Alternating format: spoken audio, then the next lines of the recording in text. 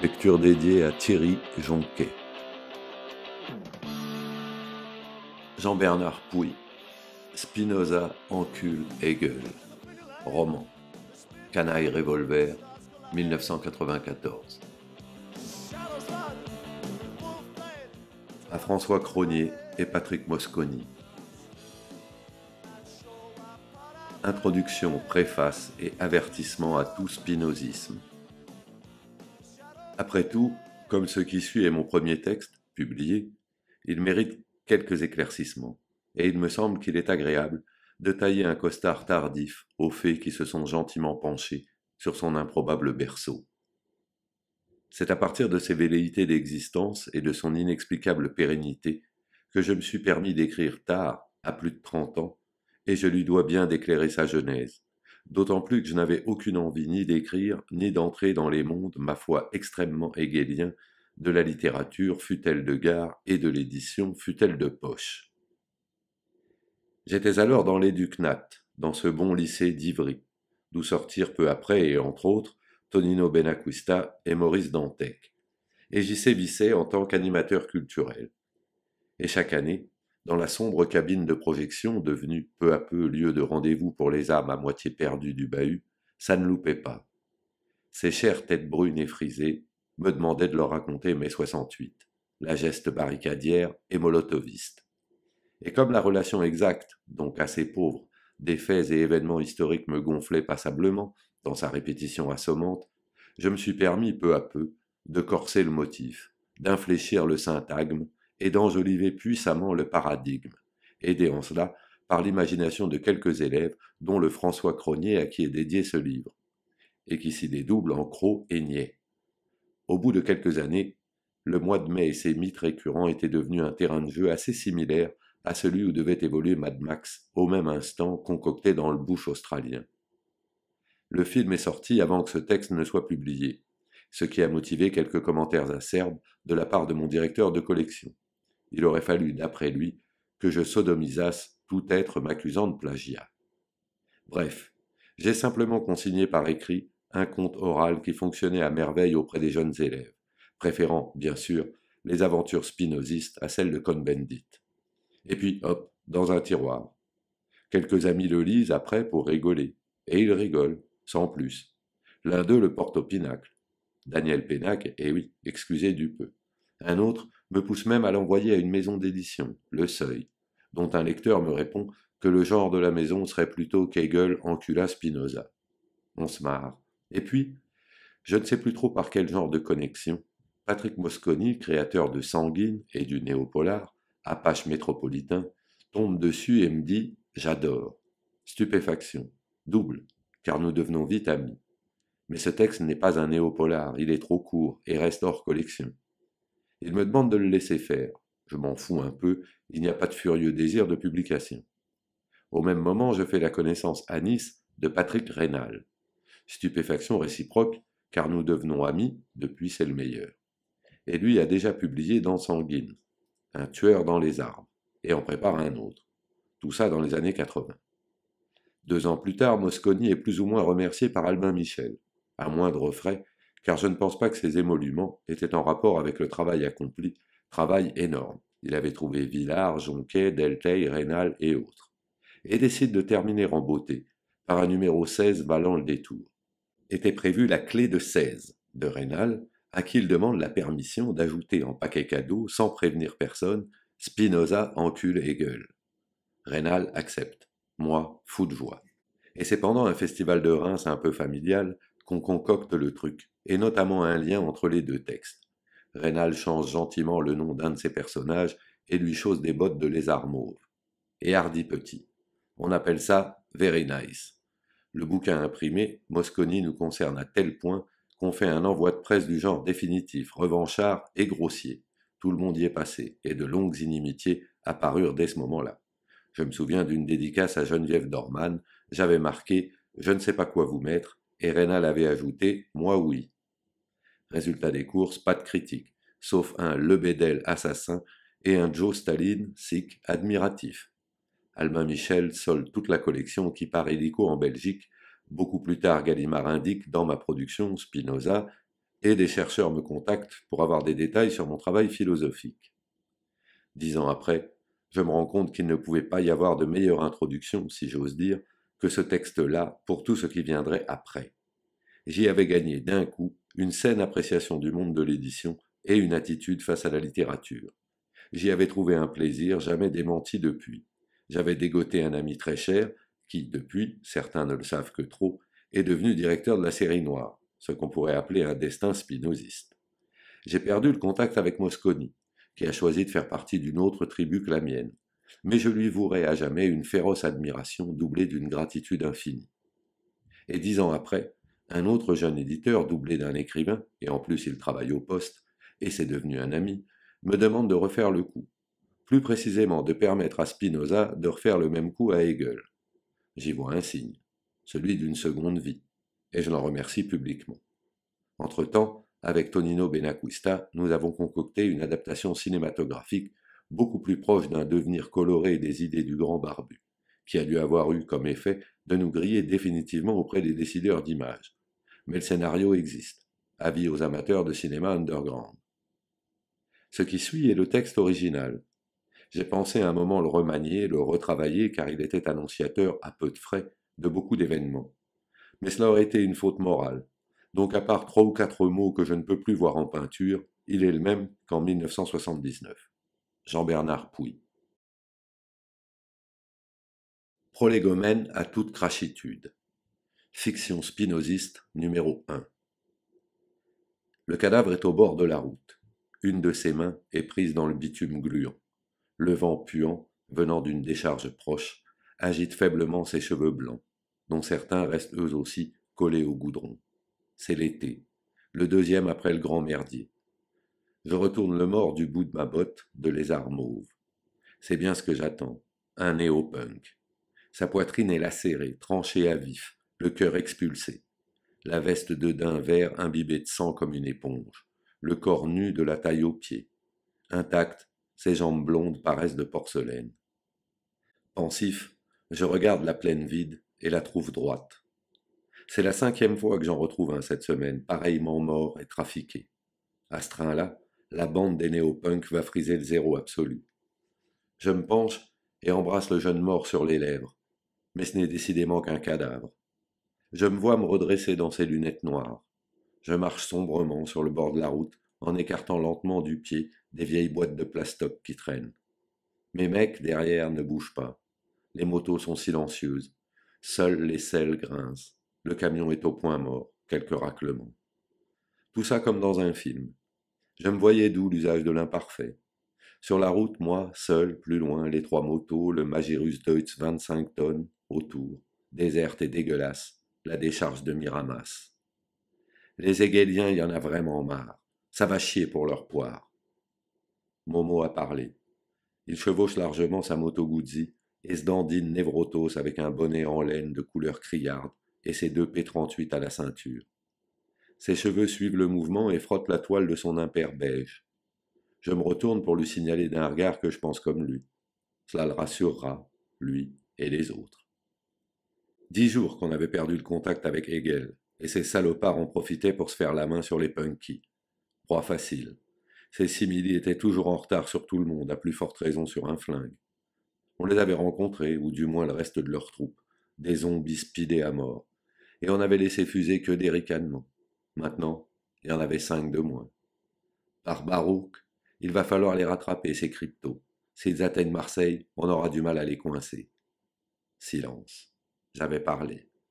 Ma foi, ils attendaient la suite. D'ailleurs, à Marseille, il y a Carlo Ponti. Ces gommeux seraient trop contents de les aider à nous tirer dessus. Carlo Ponti. Une longue histoire. Le niais avait scissionné des spinozistes et avait rejoint ce groupe, formé en l'honneur d'un vieux con de Rital plein aux as. Depuis, ces débiles roulaient en Rolls, le luxe et tout. Dangereux comme il était, le niais devait faire un sacré racket sur la côte. Bon alors, qu'est-ce qu'on fait hasarde Momo. Je laisse le silence passer comme une seringue. On retourne au camp, on plie bagage et demain on y va. On crève ou on les crève tous. Point final. Spinoza soit avec nous. Momo kick ferme, les autres limitent. Je prends le volant du camion. Riton passe dans la benne. Les 11 membres de la fraction armée spinoziste vont entrer dans la légende des crashs. L'émotion fit quitter de mon visage son côté statico-terrifiant. Une certaine sueur d'angoisse crépita furieusement dans mon entrejambe, ce qui me démangea. Voilà.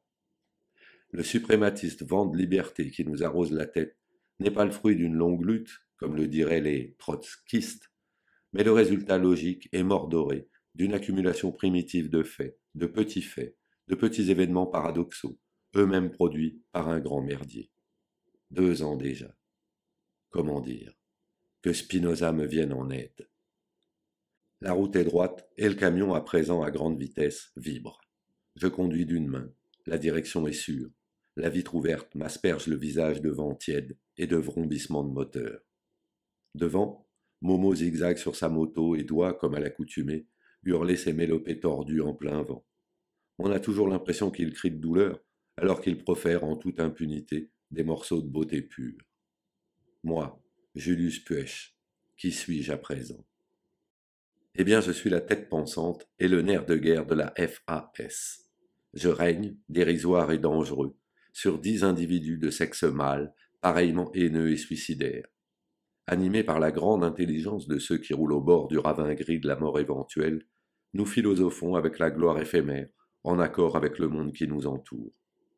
Là, dans le Magirus, comme la route est droite, silencieux dans ma tête, je vais essayer de me souvenir. Ces égueuleux de merde, ils souffriront encore plus si j'essaie de me rappeler pourquoi nous leur cavalons après, sur cette poussière, sur ce goudron mou qui longe les champs d'épandage. Autour de nous flotte l'odeur de la pénicilline et du staphylocoque en rut. Caca plus suicide. Iconographie spinoziste numéro 1. Moi, Julius, il y a une éternité, 2 ans et demi, ai vu comme la population française citadine en général ma vie changer en quelques heures, un 6 novembre.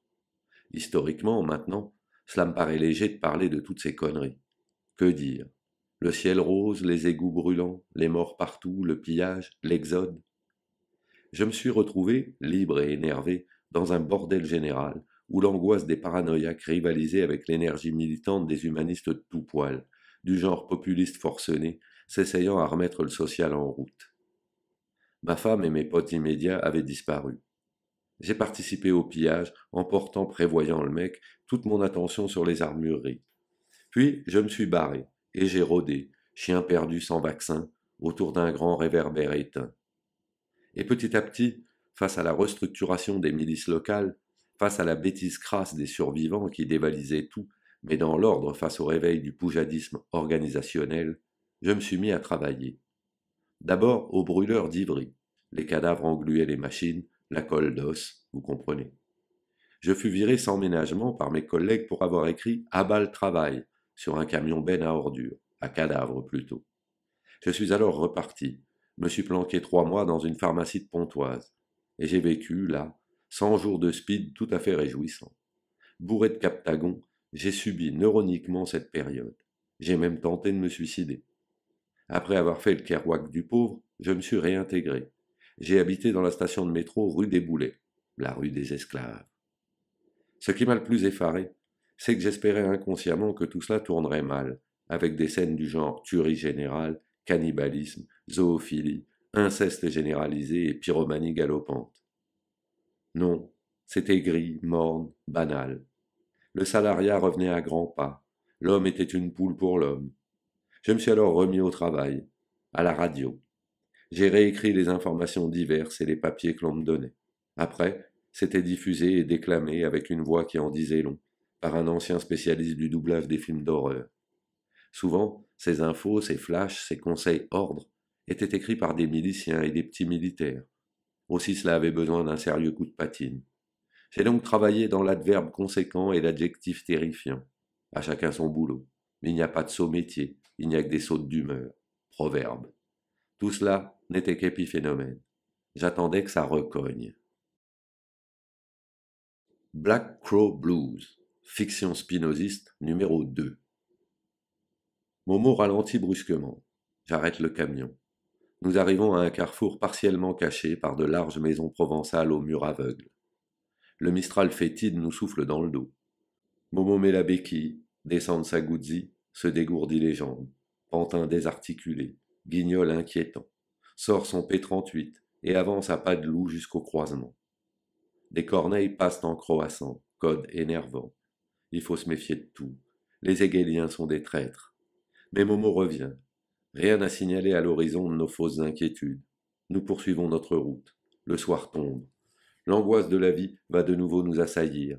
Le maléfice dominant s'accompagne de la chute de la lumière. Nous sommes des hommes perdus. Hyper Clausewitz, dis-je. Iconographie spinoziste numéro 2. En fait, à la radio, ce boulot, je ne l'ai pas gardé longtemps, car le semblant de réorganisation sociale n'a pas duré. Je m'étais trompé sur toute la ligne, et je me suis juré que cela serait la dernière erreur que je commettrais. Maintenant, je fais de la stratégie. Je m'en donne les moyens. Donc, très vite, une sorte de foutoir général s'est installé et a fait figure de nouveaux styles de vie. J'ai quitté la radio pour fonder mon groupe.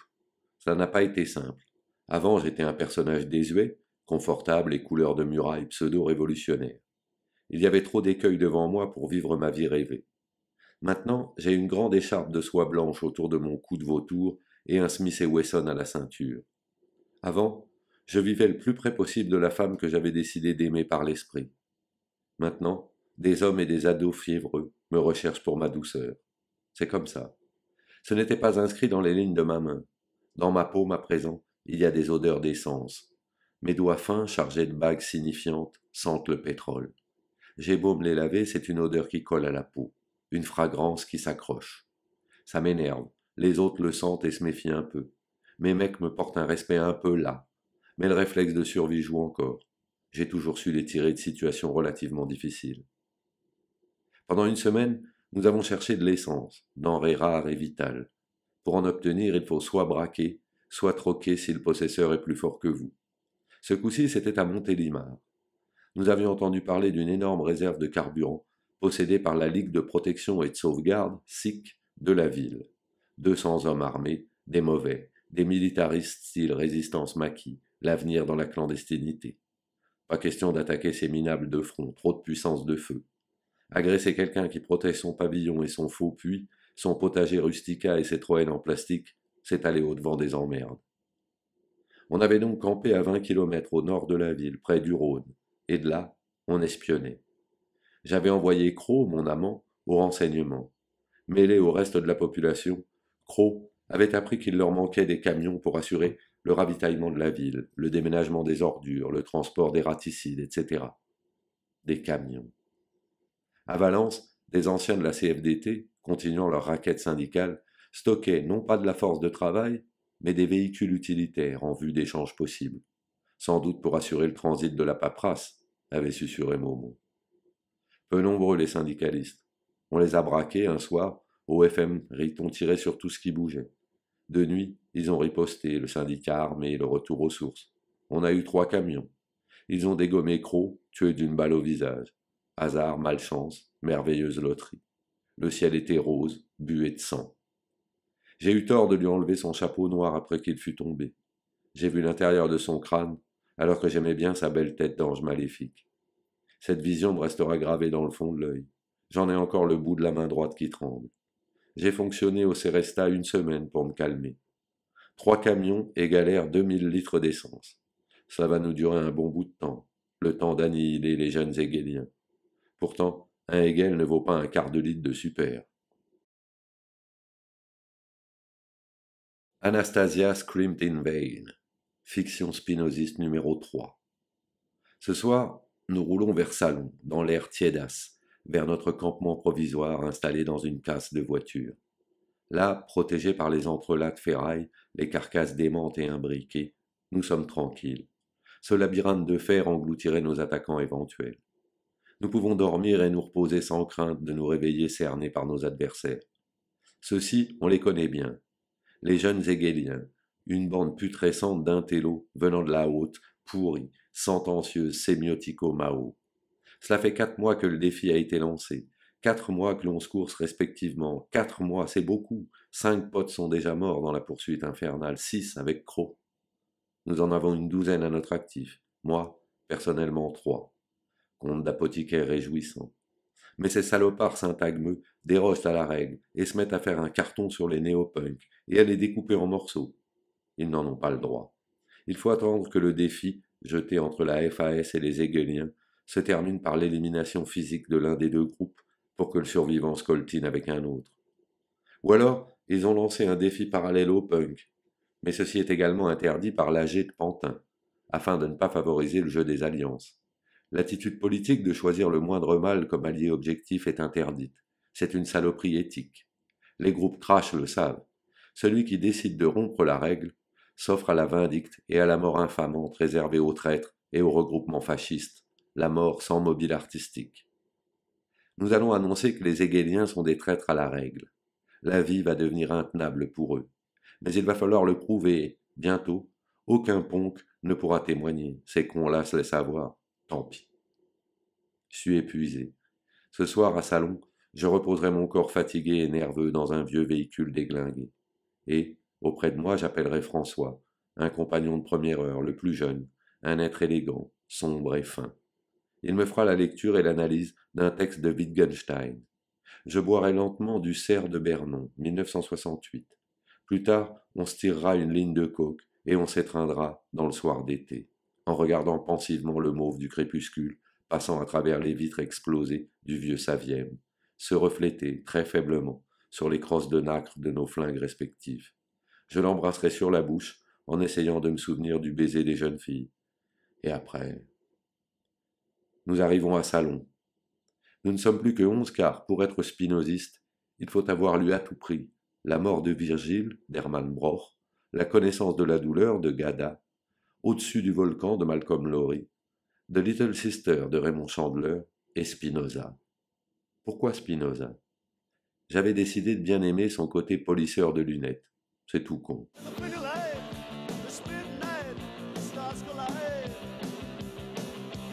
Shadows run, full flame to run secret high.